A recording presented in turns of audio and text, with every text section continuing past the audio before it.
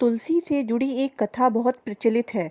श्रीमद् देवी भागवत पुराण में इसके अवतरण की दिव्य लीला कथा भी बनाई गई है। एक बार शिव ने अपने तेज को समुद्र में फेंक दिया।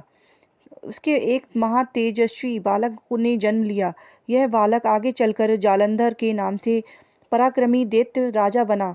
इसकी राजधानी का नाम जालंधर नगरी था।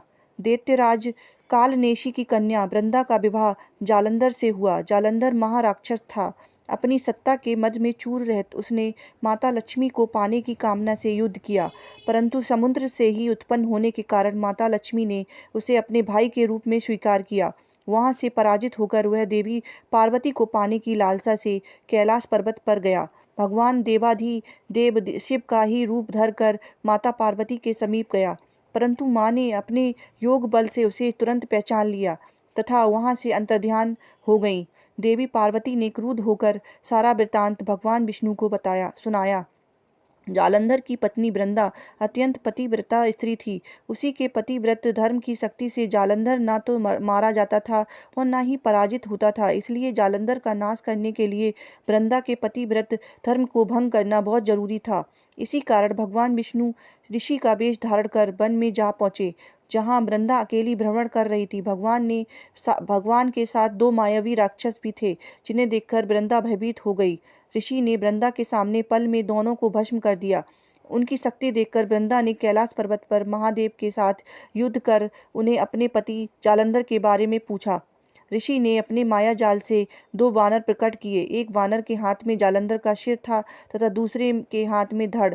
अपने पति की यह दशा देख वृंदा मूर्छित होकर गिर पड़ी। होश में आने के पर उन्होंने ऋषि रूपी भगवान से विनती की कि वह उनके पति को जीवित करे। भगवान ने अपनी माया से पुनः जालंधर का सिर धड़ से जोड़ दिया, परंतु स्वयं भी वह उसी शरीर में प्रवेश कर गए।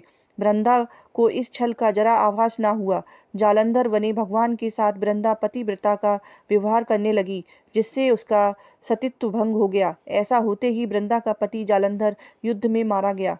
इस सारी लीला का जब वृंदा को पता चला तो उसने क्रुद्ध होकर भगवान विष्णु को शिला होने का श्राप दे दिया तथा स्वयं सती हो गई।